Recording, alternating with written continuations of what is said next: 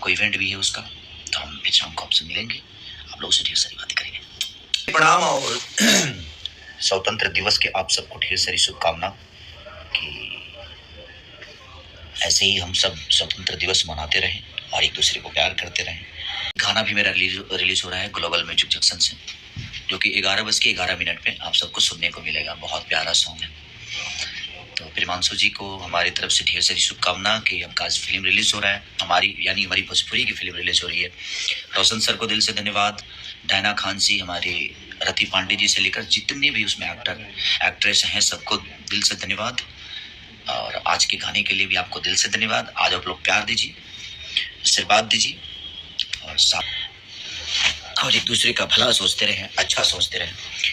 तो लाइव आने का आज रीज़न ये मेरा था कि आज मेरी बहुत प्यारी फिल्म एक वर्ल्ड टेलीविज़न प्रीमियर होने जा रही है सुबह 10 बजे, रंग दे बसंती, भोजपुरी के नंबर 1 चैनल भोजपुरी सिनेमा पर।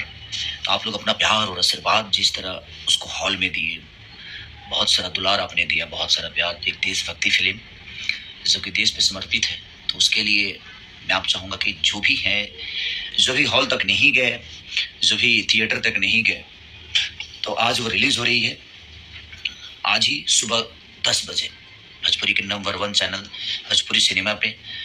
तो 10 बजे यानी 15 अगस्त के दिन 2024 सुबह 10 बजे और शाम को 6 बजे तो रिलीज़ हो रही है। तो आप अपना प्यार और आशीर्वाद दीजिए और